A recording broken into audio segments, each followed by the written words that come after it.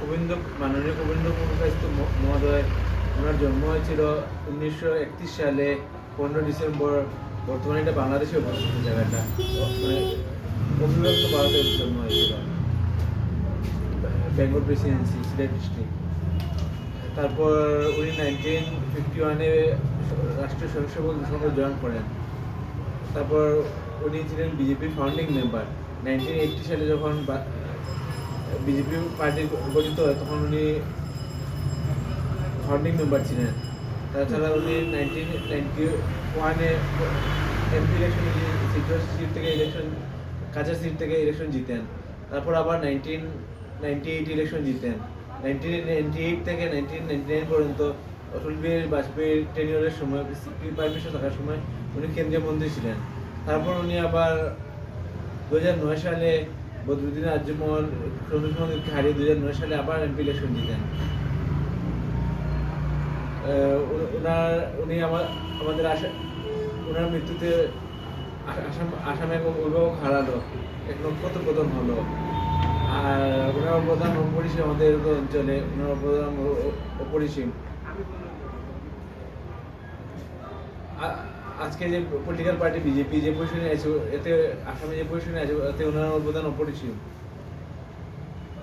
আর আজকে এই সুবার্তা সভায় আমি ওনার জন্য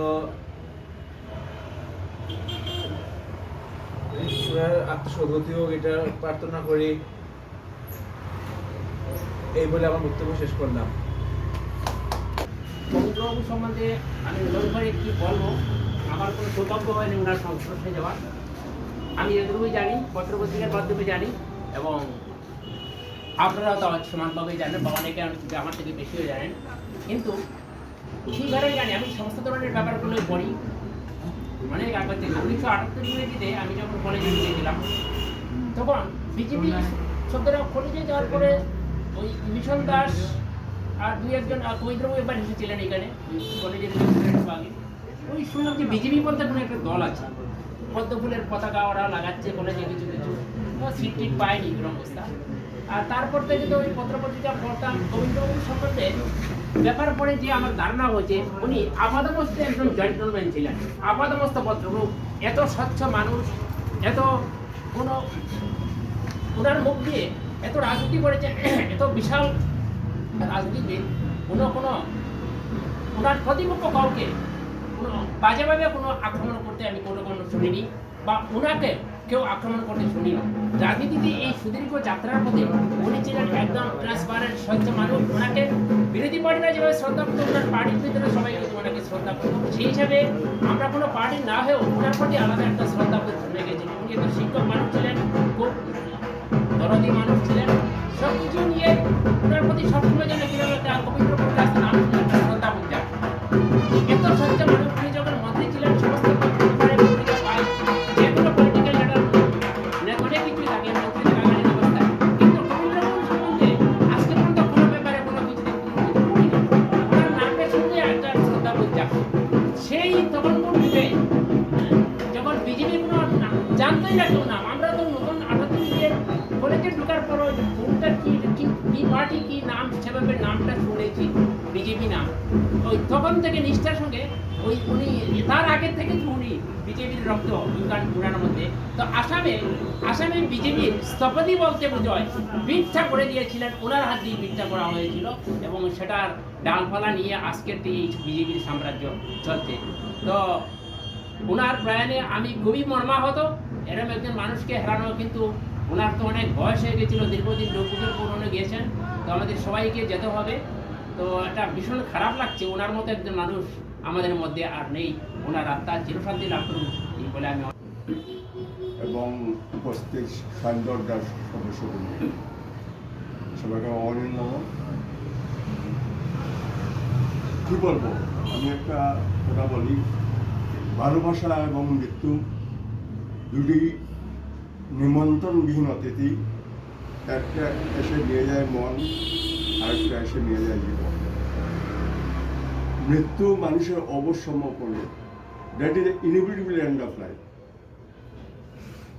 এই যে আজকে শুভ করছি আমি, তার অন্যতম কারণ আজকের বিজেপির পিতামহ। আসলে বলা হয় কবীন্দ্র পুলিশ থেকে বলা হয় বিজেপির পিতামহ। উনি প্রয়াত প্রধানমন্ত্রী অটল বিহারী খুব স্নেহপ্রবণ ছিলেন, তার ক্যাবিনেট থেকে স্থান দিয়েছিলেন। উনি টেলিকমিউনিকেশনের প্রতিমন্ত্রীও হয়েছিলেন। আমার মনে আছে প্রতিমন্ত্রী হওয়ার পরে করিমগঞ্জ এক্সচেঞ্জ দর্শনের জন্য করিমগঞ্জ এসেছিলেন, ভাষণ দিয়েছিলেন। আমার একটা কথা কেন মনে পড়ে, উনি বলেছিলেন আমরা সমস্ত দেশে ইন্টারনেট চালু করবো, অর্থাৎ অন্তর্জাল সমস্ত দুনিয়াকে আমরা একসাথে নিয়ে আসবো। এটা সত্যি আজ ঘটেছে, আমরা ঘরে ঘরে ইন্টারনেট পাচ্ছি। আর ইনি একজন নির্ভীক, একজন নির্লুপ, একজন সাহসী এবং আদর্শ শিক্ষক ছিলেন কবীন্দ্রবাবু। উনার জন্ম হয়েছিল 1971 সাল 25 ডিসেম্বর বাংলাদেশে, অধীন বাংলাদেশ। স্বাধীনতার আগেই ওরা কাছাড়ে চলে এসেছিলেন। সেখান থেকে কাছাড় অটোজান স্কুল থেকে ম্যাট্রিক পাস করেন, তারপর গুয়াহাটি থেকে স্নাতক, তারপর স্নাতক বাংলায় স্নাতক করে শিক্ষা জগতে প্রবেশ করেন। প্রথমে তিনি নরসিংহ হাই স্কুলে শিক্ষক ছিলেন, তারপর রামকৃষ্ণ কলেজে তিনি অধ্যক্ষ ছিলেন। সেখান থেকেই তার অভ্যতা হয়।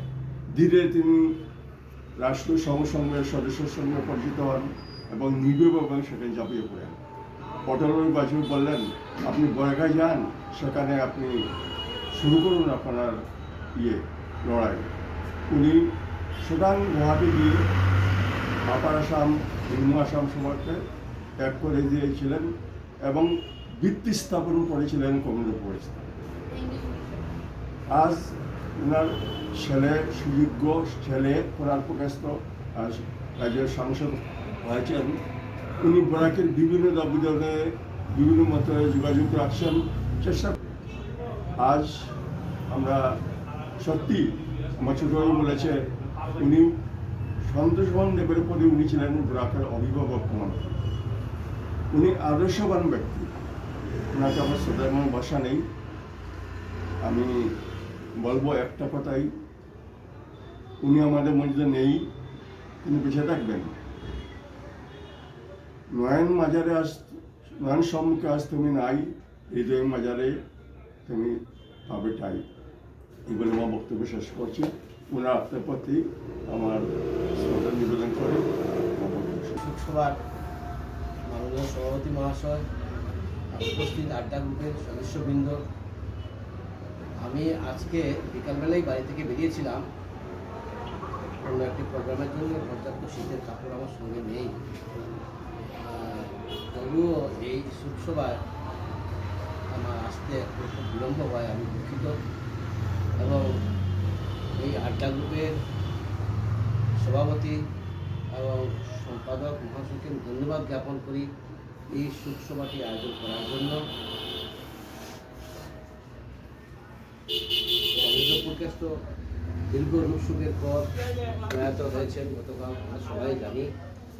আমি ওনার সম্বন্ধে বিশেষ কিছু বলবো না, অনেকেই বলেছেন। উনি স্কুল জীবন সেরে ভারতীয় জনতা পার্টির অনুকূলে রাজনৈতিক জীবনে অংশগ্রহণ করে শুধু বরাক উপত্যকা নয়, সমগ্র উত্তর পূর্বাঞ্চলের একজন ভারতীয় জনতা পার্টির একজন ভিত্তিপ্রস্তর অথবা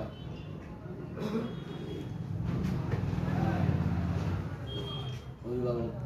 আমরা বিশেষ করে বরাকবাসী, আমরা একজন বিখ্যাত রাজনীতিবিদ তথা অভিভাবককে হারালাম। আমি আমার আত্মার চিরশান্তি কামনা করি, একসঙ্গে আমার পরিবারবর্গের প্রতি সহমর্মিতা প্রকাশ করি। নিয়ম অনুযায়ী রাষ্ট্রীয় প্রেসিডেন্টের সদস্যবৃন্দ এবং উপস্থিত আমার এই ভাই, সবাইকে আন্তরিক শুভেচ্ছা জানাই। আজকে আমরা সমবেত হয়েছি শ্রদ্ধেয় স্বর্গীয় কবীন্দ্রপুরকেশ মহাশয়ের সম্বন্ধে 1 মিনিট নীরবতা পালন করার জন্য। উনি প্রসঙ্গে আমি আর কিছু বলতে চাই না। ওনার চারিত্রিক, রাজনৈতিক ও অন্যান্য গুণাগুণ আমার ভাইয়েরা সবই বলেছেন, কাজে পুনরাবৃত্তি করে কোনো লাভ নেই। আমি শুধু ওনার আত্মার সদ্গতি কামনা করে ওম শান্তি বলে আমার শুভেচ্ছা দিচ্ছি। এখন এখনই নীরবতা পালন করি। সৌম্য